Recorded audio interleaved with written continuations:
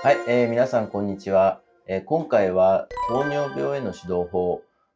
糖尿病になる前の糖の異常がある場合って考えてほしいんですけれども、それの指導法のまず理解というところから、そのお話をしたいと思います。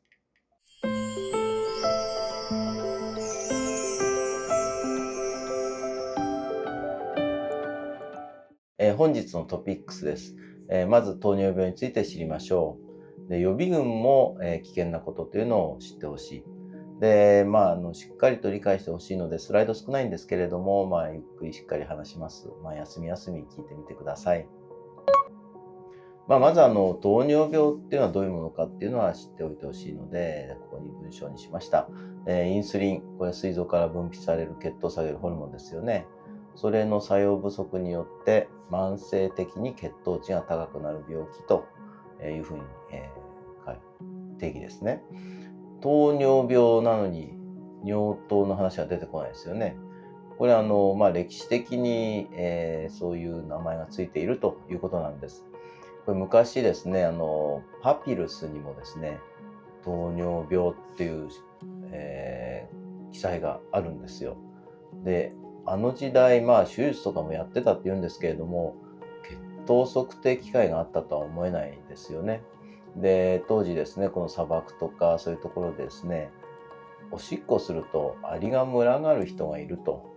いうことで、尿が甘い人がいると。それで分かったんですね。それで糖尿病という名前がついたわけです。で、血液中の糖が上がってるっていう分かったのはずっと後のことです。持続的に慢性的に血糖値が高くなって何が困るかということですけれども、失明とか腎不全になってしまうとか、足を切らなければいけないとか、そういう合併症ですね。とか、その他心臓病ですね。そういうものが問題となる。ですから血糖値をコントロールしましょうということです。糖尿病の診断。これもですね、読めば読むほどよくわかんないですね。空腹時血糖が126だったり、OGTT っていう経口ブドウ糖負荷試験の2時間値は200以上だったり、あるいは随時、どんなタイミングで取ってもたまたま200以上だったり、A1C は 6.5% 以上だったり、あと症状ですね。狡猾、退院、多尿、体重減少。これが典型的な糖尿病症状と言われるものなんですけれども、それがあって、で、1回だと糖尿病型っていうんですね。で、2回繰り返すと糖尿病って言われたり、あるいはすごく典型的だったら糖尿病って言われたり、結局、医師が総合的に判断して診断するって書いてあるんですよ。あんまりクリアじゃないですね。ただ数字として126とか200とか 6.5、この3つを押さえておけば、なんとなくそれっぽく考えればいいのかなと思います。ただですね、この数字、125だから良かったとか、そういう話じゃないというのを、今回は理解してほしいと思っています。三大合併症というものありますよね。神経症、網膜症、腎症。神経と目と腎臓だからシメジというふうに言いますよね。この順番で起こるわけです。神経症っていうのはもう全身の神経、自律神経も含めて、行いますね。で、両足の裏のしびれ、これが一番多いですよね。片足じゃないんですね。両足、靴下を履いているようななんか感じとか、そういうことをよく言いますよね。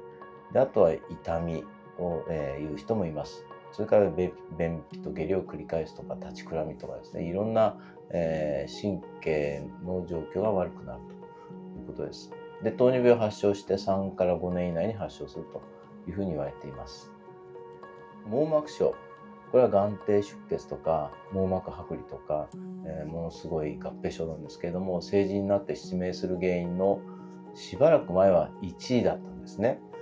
で、その後、緑内障に抜かれて、というか、糖尿病の眼科の先生が頑張ってキャンペーンをしてくれたおかげで2位になって、でその後ですね、網膜色素変性症は、どうも、どんどん増えてきていまして、今糖尿病による、失明は第3位という位置づけになっています。それでも第3位で今まで見えていたものはやっぱり見えなくなって暗い視界の中で生きていくってちょっと辛いですよね。やっぱり網膜症は避けた方がいいと思います。発症して5年から10年で、網膜症になって目が見えなくなるというふうに言われています。でもこれは変ですよね。糖尿病健康診断で、50歳ぐらいで言われて57歳とかで目が見えなくなる、そんな人いないですよね。これどういうことかと言いますと、子供の糖尿病はありますよね。1型糖尿病で特に激小型ってものすごく急に悪くなるのありますよね。ウイルスとかそういうのが膵臓に入ってしまって一晩にして、インスリンを出せなくなっちゃう、そういう糖尿病です。で、子供ですからインスリン注射嫌なんですよ、痛くって。で、友達がケーキとか食べてると自分も食べたいんですよね。で、結局何のコントロールもしないで常に血糖が300とか400っていう子がいるんです。最近は減ったかもしれませんけど、昔はいたんですよね。昔のインスリンってのは結構質悪かったですしね。で、そういう子を追うと、例えば小学校5年生のクリスマスの日に糖尿病になったら、10歳だから17歳の時に目が見えなくなるとか、そういうデータが蓄積されてるんですね。ですから大人でそこまでひどい人ってあんまりいないですから、ちゃんとコントロールしてればこんな早くは発症しないというふうなことは知っておいてください。で、あと腎症、これ腎臓がやられるんですけれども、最終的に透析になって、これはやはり大人になってから、透析になる原因疾患の第1位です。最近腎炎っていうのは減りましたからね。昔小学校でずっと腎臓悪くて入院生活を送るっていう子たまにいたんですけど、最近あんまりいないですよね。糖尿病による透析が一番です。で、これは発症15年目ぐらいに、腎症が発症するというふうに言われていて、この三大合併症っていうのはこの右にあるように、これUKPDS35 っていうスタディですけれども、A1C が高ければ高いほど合併症は起こりやすいというふうに言われています。ということは、コントロールを良くすれば生じないということで、ね、これは心理派のスタッフが一生懸命教育指導して、コントロールよくさせればいいということですよね。その他に、最近話題になっていて、やはり重要な合併症というのがいくつもありまして、その代表的なものが一つがこの大血管合併症ということですね。この大血管っていうのはこの直径1ミリとか 0.5 ミリ以上のもので、今までの部分三大合併症は細動脈なんですよ。細い血管の合併症なんですね。で、その大血管合併症、主なものが狭心症と心筋梗塞と、あとPAD とか ASO とかそういうやつ、足の血管の問題ですね。で、狭心症になりやすい、心筋梗塞になりやすい、あとは足を切断する病気になりやすいっていうのを糖尿病の人が良くなってるのをご存知だと思いますけれども、合併症の一つとしてすごく重要です。で、その他にがんが多いんですね。がんっていうのはどんな人でも毎日毎日がん細胞できてるんですよね。新陳代謝ありますよね。細胞ある時間が経ちますとアポトーシスって言って死んでしまうわけですよね。で、そこにそのスペースに新しい細胞ができるわけです。で、大体の場合はちゃんとできるんですけれども、たまに出来損ないがあって、それはがん細胞ですよね。で、普通はそのがん細胞、出来損ないを食べる細胞がいるんですよ。掃除する細胞がいるんですけれども、それを掃除できないのが糖尿病なんです。できないってできるんですけども、できる能力が弱いのが糖尿病で、ですから他の人よりもその出来損ないの細胞がそのまま元気になってがん細胞になっちゃいやすいということですよね。あとは認知症が多いんですね。これ認知症最近いろんな、メカニズムになると言われてますけれども、動脈硬化性のものにしても、あとアミロイドが沈着するのも関係あるのかもしれませんけれども、認知症が多いというふうに言われていて、でこれらはですね、右の絵に書いてありますように A1C との関係あんまり強くないんですよね。特に大血管合併症の場合、ご存知のように LDL とか高血圧とかそういう他の因子もありますから、糖尿病もしっかり、コントロールしてもらって、その他の因子もしっかりしなければいけないと。全身を治す心臓リハビリテーションの得意分野だと思ってください。糖尿病はどういうふうに経過するかと、いうことで、まず血糖値がどういうふうに時間変化をするかということをまず、お話しします。まず最初小腸から糖質が流入しますよね。門脈っていうのに入るわけですよね。でそれで肝臓に、その糖分がいって肝臓から普通の血液中に流れ出すわけです。そこをですね、その部分血糖が上がり始めたっていうのを膵臓が素早く感知して、それに応じたインスリンを分泌するわけです。でこの絵で血糖が食事すると一瞬ちょっとだけ上がるんですけれども、すぐにインスリンが出てそれを抑えるということで、140を超えるほど、ブレることは絶対にないんですね。で本当に健康な人っていうのは80から110ぐらいの間でもうぴったり抑えられています。これCGM っていう連続して血糖を見る機会あるんですけれども、それで見てみますと本当に、食べ放題のところに行ったりしても全く血糖変動がないというのにはびっくりしますね。ところがですね、糖尿病になり始めますと、この赤い線ですね、赤い実線が血糖値で、IR の人って書いてありますけど、これインスリン抵抗性の意味ですね。少しインスリンの効きが悪くなる。効きが悪くなってどういうことかって言いますと、血糖が上がりだしたっていうのに、素早く感知できないんです。分泌応答が遅くなるんですね。で遅くなった分この過剰に応答しちゃうんです。過剰遅延反応とかここに青い字で書いてありますけれども、赤い点々がインスリンですね。赤い実線が血糖値なんですけれども、黒の正常時に比べて、血糖の上昇は一緒なんですけれども、この赤い点々のインスリン分泌の立ち上がりが遅いですよね。でしかもピークの値が高いですよね。こういうことは起こるわけです。最終的に血糖が下がるでそれでいいじゃないかと思うかもしれませんけれども、注目すべきはこの血糖が下がり始めてもすごくたくさんのインスリンが分泌されてるんです。でそのインスリン何するかというと血糖を下げすぎちゃうんですね。反応性低血糖っていうのを起こすんです。ですから空腹時の血糖左側の部分は正常で、食べた後に、280とかですね200とかになって、で食べた 3,4 時間後ぐらいに今度60とかですね、そういう低血糖を起こす。これが糖尿病になり始めの人、インスリン抵抗性がある状況っていうんですけれども、そういう人の特徴というふうに言われています。低血糖を起こすと何が起こるかと、症状としては動悸が起こったり冷や汗が出たりとか言いますよね。で頭痛くなるとかで、それはそれでちょっと大変なんですけれども、それ結局何で起こってるかっていうと、カテコラミン分泌が一つ起こっているわけですね。カテコラミンっていうのは血糖を上げようとするホルモンですから、低血糖に対してそれに対する、反応なんですね。正常な応答なんです。でカテコラミンはだけど心臓にとってはちょっと危険ですよね。必要なものなんですけども、過剰に出ると危険なわけです。でそれと同時に低血糖が起こると QT 時間が延長するということが知られています。でこの2つが起こると何が起こるかということですね。でデッドインベッド症候群というふうに言われています。これ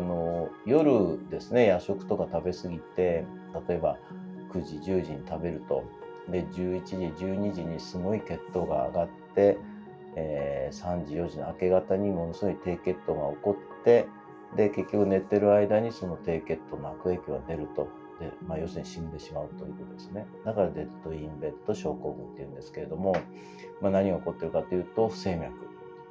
QT 延長 QR on T と、いうのが起こりやすいですよね。そうすると VT とか VF が出てしまうと。でこの右の心電図はそれが起こっちゃったんですよね。2連発とかその他の部分にも P 節が出てマルチフォーカルですって書いてありますけど、であるいは血栓が急にできれば ACS になりますし、あとカテコラミンがいっぱい出るとカテコラミンインジャリー、カテコラミン障害っていうのが起こって細胞が壊れちゃうんですね。で心筋障害でそれが積もり積もって心不全になっちゃうということで、心臓にとってとっても悪いことが起こるということです。それをですね、モニエルという人が絵に描いて論文にしてるんですけれども、この色別にこれは A1C 別に書いてあるんですね。で、青い色が A1C は 6.5 未満、赤が 6.5 から7、緑が7から8、でオレンジが8から9、で紫が9以上ということで、このブレックファストって書いてありますけれども、そこの部分でご飯食べると、みんな血糖がずっと上がって、でこの青赤緑 A1C が8未満の人たちですね。で割と空腹時のところですね、こう0時から6時ぐらい、そこら辺の血糖値は下がってますよね。でそれ食事の影響を受けてですね、食事取るとその後の応答性が違うと。で戻る時間がだいぶ違うという、こんなような感じなんですね。で A1C はさすがに8を超えるともう空腹時からものすごく高くなってしまうということで、これは持続的高血糖というふうに言われるわけです。もうインスリンの効果が抵抗性があるというよりも、インスリンそのものの分泌が悪くなっているような状況の時ですね。でそれをもっと長時間で、どういうふうに経過をたどるかという絵がこれです。真ん中の縦線、ここで糖尿病を発症したと考えてください。でそうするともう15年ぐらい前からだいたい何かちょっと兆しがあるんですね。一番最初この正常って書いてあるところはインスリンの値も正常だし、血糖値、空腹時の血糖も食後の血糖も正常な人たちです。30歳とかですね、35歳ですよね。でその後ですね、ちょっとずつこの食後高血糖って書いてあるところを見てほしいんですけれども、空腹時血糖は正常なんですね。ですけれども食後血糖値、この黒い点々がちょっとずつ上がっていくと。で食後血糖値の上がりよりもこの赤い線、インスリンの上がりはじめちょっと高いですよね。これだから食後高血糖の最初の部分っていうのはですね、あるいは正常の最後の部分に相当するんですかね。食後の血糖が上がりそうだけどインスリンがたくさん出て抑えてくれてるっていう時期があるんですね。高インスリン血症になり始めてるっていうところです。でところがこのインスリンの効きがちょっと悪くなり始めると、食後を抑えることができなくなって食後血糖値が上がってくるという時期なんですね。でこれがインスリン抵抗性の始まった時期です。でインスリンいっぱいどんどん出して頑張るんですけれども、やがて空腹時も抑えることができなくなって、そこが126とか、食後が200とか超え出すと、そこで糖尿病になりましたっていう診断がつくわけです。注目してほしいのは、その上に書いて青い線で書いてある狭心症、心筋梗塞。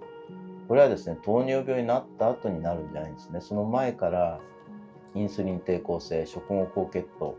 この時点ですでにもう発症しやすいんです。でしかも心筋梗塞の狭心症より最初に起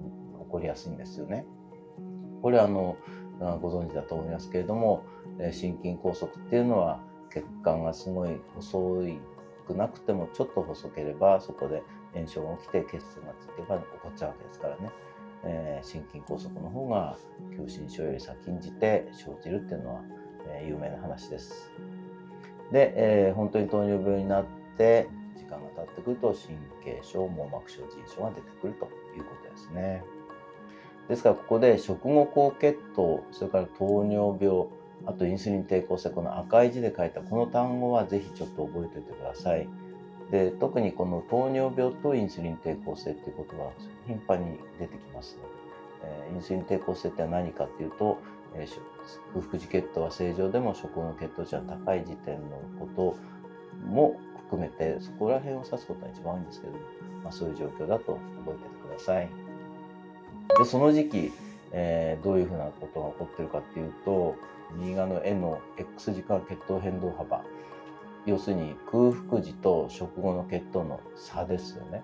本当に正常な人は80と110ぐらいの間で動いてると、30ぐらいですよね。で要するにこの斜めの、プロットの線の一番左側ですよね。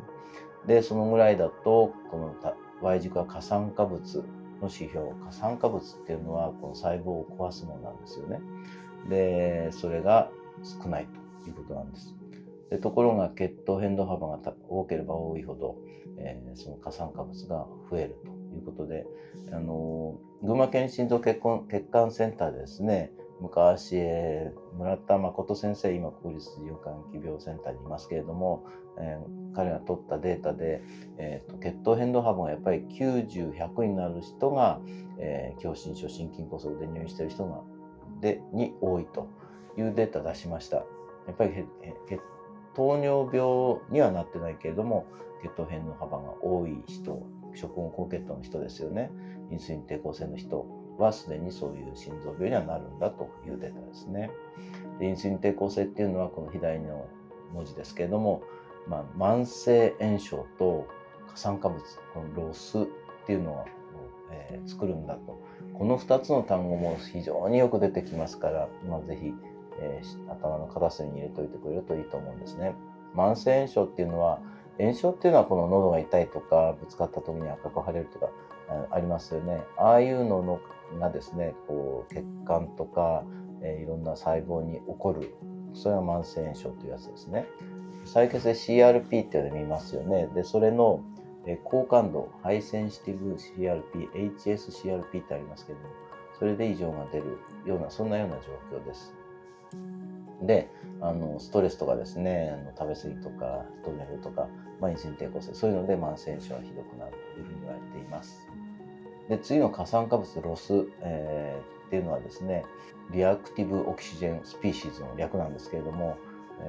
酸素、オキシフルとかオキシドールっていう、こ